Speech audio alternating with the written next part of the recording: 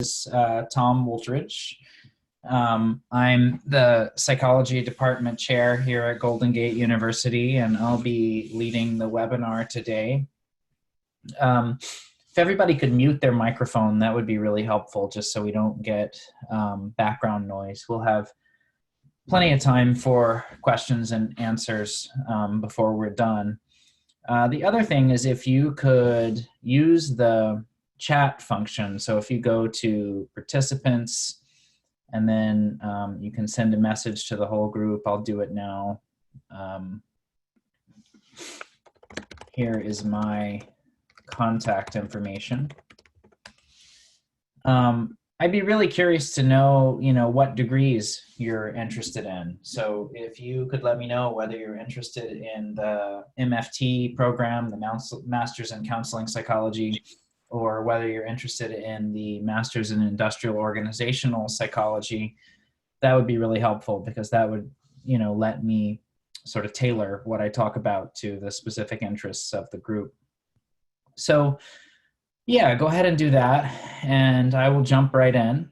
This is me. I'm going to skip over this slide quickly, but just say, I'm Tom Wooldridge. I'm the psychology department chair here. I'm a clinical psychologist. I've been here for almost 10 years now, and I also have a private practice. Well, right now I have a private practice online, but in general, I have a private practice in Berkeley.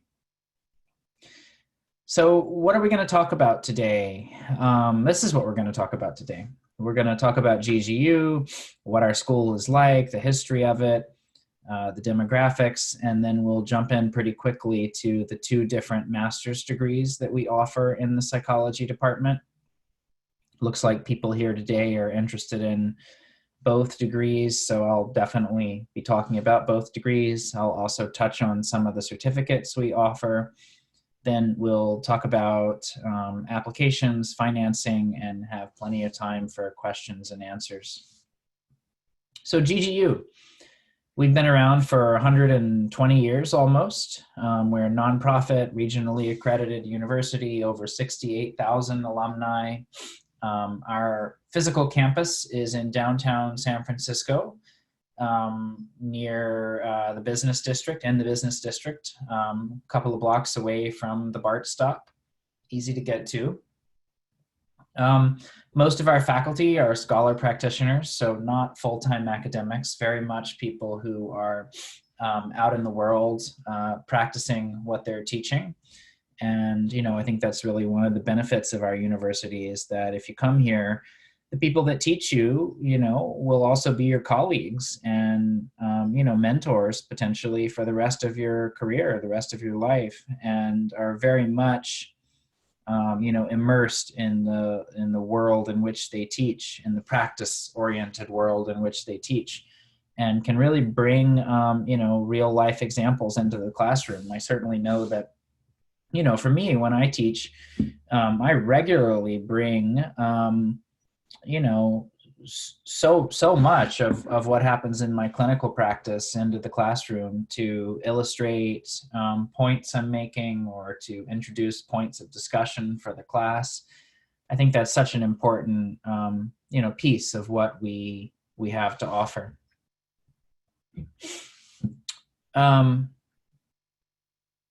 So for 4 now consecutive years, Golden Gate has been ranked the number one school for adult learners by Washington Monthly. This is kind of like the U.S. News and World Reports, what they do for colleges. Washington Monthly does for graduate schools. So, this was not something we applied for. They evaluate many programs across the country and have consistently said, yeah, we're number one in what we're doing. And so I think that's something we really feel good about. If you come here, you have access to a whole range of student resources. These are some of them,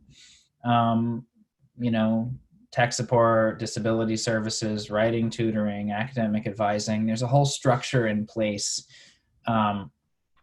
to ensure your success. Maybe, one of the resources that's in place that's particularly relevant for psychology is an internship coordinator. So, we have a person in place who facilitates getting internships both for counseling and IO psychology students. We have relationships with many different organizations in the Bay Area, both in counseling and IO and human resources.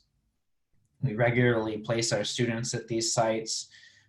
That's a big part of what the internship coordinator does. In addition to, helping you with your resume, cover letters, identifying sites that would be good for you to apply to. There's a whole structure in place to support you there. As a student and as an alumni, you have access to the Career Center, which I think is a huge, a hugely important resource that we offer, that you have access to the Career Center for life. So, a private job bulletin board, mock interviews, networking events, they'll optimize your profile on LinkedIn, all sorts of things that can really benefit you in your career. This is what our downtown campus looks like. Recently renovated. You can see the classrooms are, small in terms of the student numbers. So I'd say in a given class, we have anywhere from 10 to 25 students, 25 really being the unusual upper limit. Classes are very much discussion and practice focused. You get to know your peers, you get to know your professors, you get to practice what you're learning in the classroom. Of course, right now due to COVID, everything is online, but when the shelter in place is over, eventually we'll be moving back into the building. Both degrees that I'm going to be talking about today, the Master's in Counseling Psychology and the Master's in Industrial Organizational Psychology, are available in an in-person format and in an online format. So, you can take your classes in the downtown San Francisco location, you can take your classes online, you could do a combination of the two, some online, some in person. Of course, right now everything is online, but that won't be forever. I want to say something about online education. It's something that we've been doing for over 20 years at this point. So, it's not a recent decision to bring things online. We've been, practicing how to get it right for, 2 decades. We have instructional designers on staff who work with professors to make the classroom experience a really good one. I held off actually in bringing the psychology degrees online for a long time because I wasn't convinced that we could provide an equivalent learning experience or a equally valuable learning experience. And now I am. I really have taught online. I've been in online classes at Golden Gate, and I really see that what it's possible to do now online, with Zoom, with various kinds of technology, you can really pull off an incredible class. And that, convinced me that what we could offer in that modality was really valuable. So we've made the move online for, some years now. And, I think both formats have their advantages and disadvantages, but they both work really well in person and online. So the 2 master's degrees we want to talk about. The first one is the Master's in Counseling Psychology. Both degrees, these are program demographics. So average age 34, pretty even male-female split.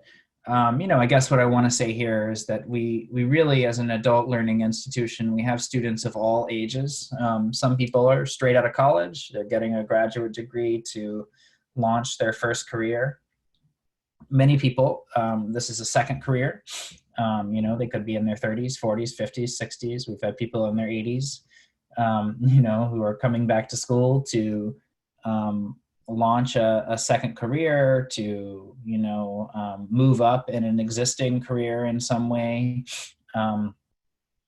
And, many of our students attend part-time. Many of our students attend full-time. Full-time is defined as 3 or more classes per trimester. So we're on a trimester system, which means three trimesters per year, fall, spring, and summer. So, many people take 3 or 4 classes per term. But some people take one, some people take two, maybe they're working, maybe they have families, they don't have time to attend full time. I think one of the advantages of our university is that it's very easy to attend part-time. It's very easy to, switch back and forth as your life changes between full-time and part-time. Since our classes are in the late afternoon and evening, people often work or do other things. If you're in the counseling degree, you'd be doing your internship some of the time during the day. These are examples of some of our professors. Senior Adjunct Professor Kathy Langsam was recently given the Distinguished Clinical Member Award by the California Association of Marriage and Family Therapy. She teaches a number of classes in our counseling psychology program. Adjunct Professor John Ford teaches some of our conflict resolution courses, and he recently published a book, Peace at Work, the HR Manager's Guide to Workplace Mediation. Enter your meeting ID followed by pound. I think, maybe somebody could mute. But both examples of our faculty and what they do that distinguishes them. So let's jump into the Master's in Counseling Psychology. Participant ID followed by pound. Otherwise, just press Let's see if I can mute that for You us. are in the meeting now. There are 13 participants in the meeting. This meeting is being recorded. Okay. Okay.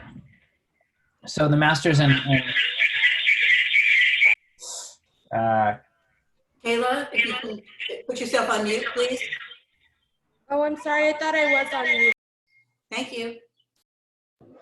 It happens, no problem. Okay, so the Master's in Counseling Psychology. This is the degree that we have that meets the licensure requirements for the MFT. That's MFT, Marriage and Family, type this into the chat box. Marriage and Family Therapy, and the LPCC, Licensed Professional Clinical Counselor.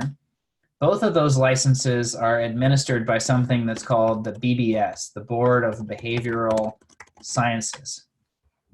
So the Board of Behavioral Sciences is the organization in the in California, and each state has its equivalent that administers the two licenses, the MFT and the LPCC, and our degree meets the educational requirements for both. Kayla, I'm seeing your text that you're having technical issues. Yeah, Kendra is saying, yes, we are recording the session, so we can send you a video of it once we're done, if that would be helpful. Okay, so MFT, LPCC, those are the two licenses you want to think about in the state of California. The degree that we offer meets the requirements for both, so many degrees only meet the requirements for the MFT. The MFT is definitely the older license here in California. The LPCC is relatively newer. Some of our students decide to go on and get the LPCC, but I'd say the vast majority get the MFT. One of the reasons we decided to design the degree so that it would meet the LPCC requirements is so that people can have license portability. So if you want to go to another state, like say Wisconsin, it may be that in Wisconsin or Mississippi or New York, the LPCC is the more established license. And so by meeting the requirements for the LPCC, you would have an easier time transferring or moving to one of those states and getting licensed there. Some people also decide to get the LPCC because they're interested in career counseling. That's the one thing that's in the scope of practice of the LPCC that's not so much in MFT scope of practice. Of course, we'll talk to you about all of this once you're here at our program, so that you really understand the differences in an in-depth way. And it's certainly not something you need to decide about right now. As part of the Master's in Counseling Psychology, you do an internship. And in the internship, our requirement is that you get 300 face-to-face clinical hours. But that ends up counting towards the hours required for licensure. You end up getting about 1,000 hours, probably between 800 and 1,000 hours total that count towards licensure. So for the MFT and the LPCC degrees, you have to get a degree that has an internship in it. Then after you graduate, you have to take some period of time to get more supervised experience. And once you've got the total number of required hours, then you can take a licensing exam, and then you're licensed. So you're required to get some of those supervised hours while you're in the degree program, and then some of them you can get after the degree program. If you have questions about that, it's confusing. You know, it's definitely something we can talk about in the Q&A session. We have an internship coordinator. We have relationships with internships all over the Bay Area and beyond. Students always get internships. That's a big anxiety people often have. You know, am I going to get an internship? I think I can say, you know, 10 years in at this point, yes, you're going to get an internship. We've never had a person not get an internship. There's plenty of internships in the Bay Area, and we provide a great deal of support in helping you land a good one. So let's talk about the IO Psychology degree for a minute. Let me say one more thing about the Counseling Psychology degree. So this is a degree that is in person and online, and in a specific way. So it's going to be offered once the shelter in place lifts through what's called a web conference format. And in the web conference format, many people will be attending in person at our downtown San Francisco location. But the classroom will be made virtual so that people who are not in downtown San Francisco can participate in the classroom online. So it's very high tech the way this is done, and it works really well. So people will be online, people will be in person, and it will really make for a very integrated class experience. So the IO Psychology degree. IO Psychology is a new idea to some people. I want to give you the name of the Society for Industrial Organizational Psychology, right there. Is worth Googling and, you know, spending some time on just to learn more about what IO Psychology is. It's, you know, kind of like human resources, so that's probably the most closely related field, but, you know, really brings psychology to bear on the workplace. According to the Bureau of Labor Statistics, it's one of the fastest growing professions in the country right now, especially in the Bay Area. So, you know, growing very, very, very quickly here. People go on to get jobs in human resources, as consultants, employee relations, coaching, executive coaching, conflict resolution, sometimes in a private practice format, sometimes within an organization. People get this degree to move up within an existing organization or to launch their career for the first time. This is a degree that's available both in person and online. The in-person format is, you know, live in the classroom, and the online format is asynchronous. So some of it would be live, and then some of it would be through interacting with learning on the web platform. We also have an internship that's part of the IO degree. It's an optional internship, and the reason it's optional is that the people that come and get this degree really vary. So, you know, some come and get this degree already with very established careers, and an internship just doesn't make a lot of sense for them, given that they already have such a tremendous amount of work experience. Other people, you know, have less work experience and would really benefit from an internship. That could really be the thing that launches their career. So we've made it optional. Each person who decides to get an internship is assigned a mentor who works with them throughout the process, coaching them and making sure that they're having a good learning experience in the internship. We also have 3 certificates. Those are certificates in conflict resolution. Many people who get the IO degree, most people I'd say, also get the conflict resolution certificate. You get it by just taking a couple of courses in conflict resolution theory. But you can also get the certificate as a standalone sort of process. The counseling skills internship or counseling skills certificate is just a way to take some of the counseling classes without getting the full degree. And the same thing would be said of the industrial organizational psychology certificate. Somebody's asking if international students also have internships available to them, and the answer is yes, definitely. In both degrees, international students regularly get internships. So absolutely, yes. A recent survey of our program graduates showed that 90% are employed full-time after graduation. These are some of the places where they've been employed. So, you know, a lot of familiar names here.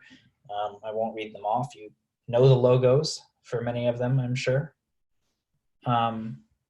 These are some of the organizations where we've had interns recently. So this can give you a sense of what people have gone on, have done in our program as interns. So, you know, say at AC Transit, they might be brought on for 3 or 4 months to do some kind of evaluation and testing of a new program, or maybe to launch some kind of new program around employee education. It really varies what students have done, but a lot of exciting things. This summer, we have 3 students who are actually doing internships online, you know, given the shelter in place. Organizations have partnered with us to do some online internships, which, you know, certainly not, you know, as cool as an in-person internship, but we're, you know, making do with what we have given the current shelter in place. So enrolling at GGU, $32.70 per 3-unit course. These are instructions for applying. We don't need a resume or a statement of purpose unless you had an undergraduate GPA less than 2.5. For attending the webinar today, you'll get an application waiver code that will waive the application fee. So, you know, just wait for the email that comes after the webinar today. We have various kinds of financing and scholarships. We have federal financial aid, state aid, GGU scholarships and grants, private loans, employer reimbursement. This is definitely something you'd want to have a conversation with an enrollment person about. We have somebody online with us today who can also answer questions about this in a couple of minutes. We're a yellow ribbon university, so if you're a veteran, your benefits can allow you to attend GGU with no out-of-pocket costs. So that's something that's really important to know about. So now we have time for questions and answers. So please type your questions into the chat box, and I or somebody else here at GGU will do our best to answer them. Internships, the question about how long the internships are. So for the IO degree, they're usually 1 or 2 semesters. 1 or 2 semesters. So, and for the counseling degree, there are 3 trimesters. So that's basically 3 15-week segments for the counseling degree. And that is enough in almost all cases to get the required number of hours. A question about the accreditation of the IO program. Yes, all programs here at Golden Gate are accredited. We do not require the GRE or the GMAT. We don't feel that they really measure. We don't feel that the GRE is an accurate reflection of how people are likely to do in graduate school, quite frankly, and don't feel that you know, it's really a useful measure for the kind of applied learning that our students do here. Mark, how successful are MFT grads when they take the license exam? Quite successful. I haven't heard from anyone in many years who hasn't passed the exam on the first or the second try. Definitely most of our graduates pass it on the first go around. If you want the numbers, just shoot me an email and I can send you a spreadsheet with the data in it. But you know, the thing I would say about the MFT license exam is that, you know, certainly everything you learn here at GGU is essential for passing the license exam. But the real trick to passing the license exam, and I think anybody who's taken it would tell you this, is to purchase a study package and take a bunch of practice exams. You know, the study packages basically take all the data, all the facts from what you've learned, compress them into, you know, PowerPoints that you memorize, and then you do these practice exams, you know, 5 or 10 times. And it really is whether or not somebody has done one of these test prep packages. I'd say that actually is the best predictor of how well you do. You know, whether you do one of those packages, you know, with some dedication for a month or two before you take the exam. Because the reality is that, you know, in a master's degree or in a doctoral degree in psychology, you learn so much, and only a small percentage of it is on the license exam. And the license exam is structured in a very particular way, you know, certain kinds of multiple choice questions. And so, you know, passing that exam has as much to do with learning how to read that type of question and know exactly what they're looking for than it does with, you know, content mastery and how you're going to be able to put it into practice. So test prep kits, very important.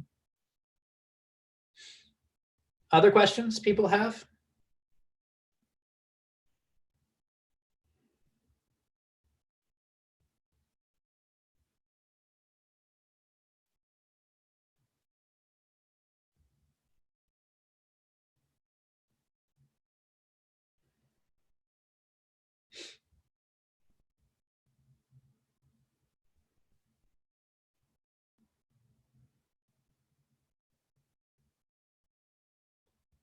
Yeah, great question. So is the Masters of Counseling 2 years? People can finish it in 2 years if they take a full course load every term and really push. So, you know, the question in how long a degree is, it always depends on whether you're enrolled full-time or part-time. So if you're enrolled, you know, full-time, you can finish the counseling degree in 2 and one more trimester. You know, if you're part-time, you could take 3, 4, 5, 6 years, depending on, you know, how many courses you how many courses you take per term. The IOPsych degree is less than 2 years, so I could say you'd finish it in 1.5 years or less if you were full-time. Cal, the GGU programs are accredited by WASC.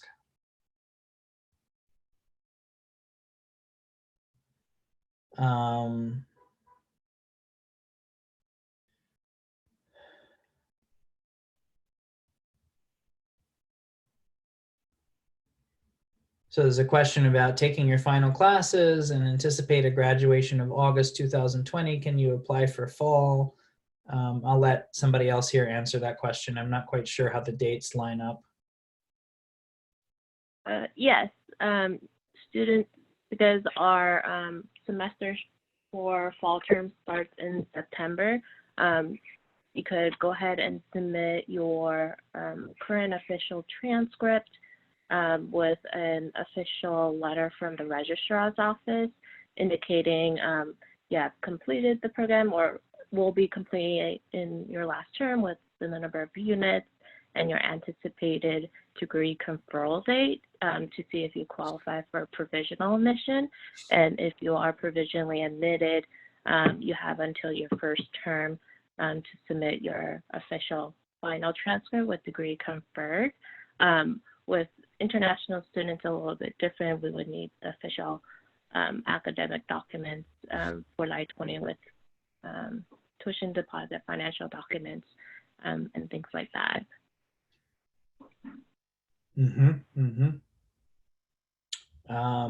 Would you be able to work as an international student? Another great question. And I don't know the answer to that one. Does anyone else know? Yes, so for international students on F1 student visa, they could work on campus part-time during their studies. And then, or you would need work authorization to do so, such as curricular practical training, internship for like elective units, or optional practical training, typically a year done after graduating. Of course, you would need authorization for both as well. Okay. Other questions people have?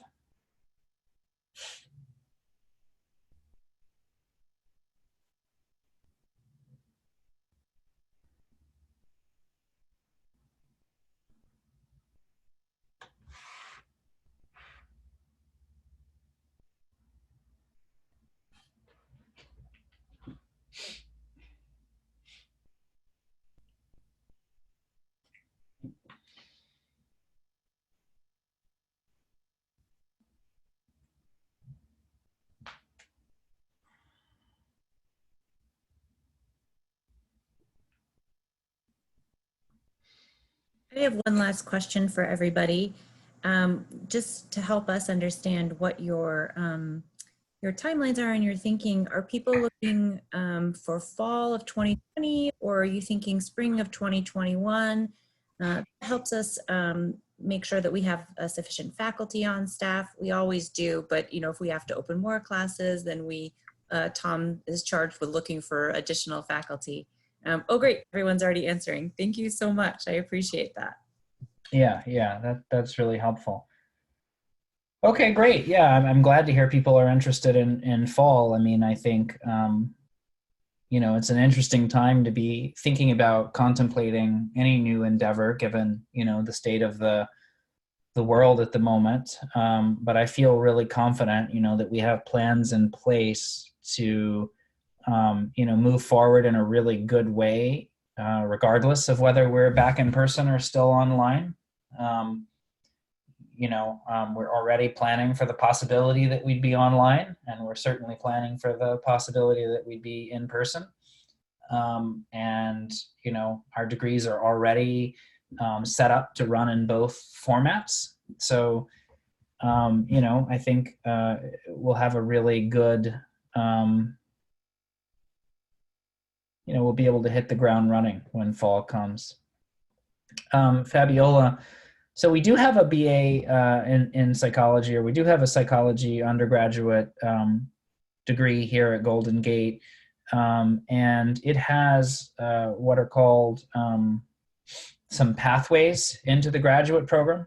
So what that means is that if you complete the undergraduate degree here, you can get some credit towards the graduate program if that's your eventual goal. But this webinar was not specifically for the undergraduate program. If you're interested in the undergraduate program, let me see if I can get you a link to that program.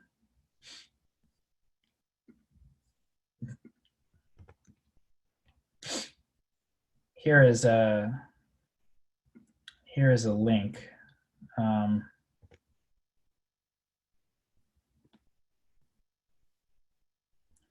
Yeah, and I like what you just said, Kayla. People helping people is the most important profession right now, given the state of the world. I think that's a really important perspective. I think, I've been seeing in the news, and I've certainly been seeing in my patients, what's happening with COVID is having an enormous impact on people's mental health. I mean, just really to see the effects of isolation on people, and it's just dramatic differences in how people respond to isolation. But across the board, it's a strain. But for some people, it's really been devastating. I do think, we're about to have a serious mental health crisis in this country as a result of this, that, people, many people will be really adversely impacted. And there was already a huge demand for MFTs in the state of California, but I'm really expecting that to only increase. So I think it's a great time to be thinking about a career in psychology.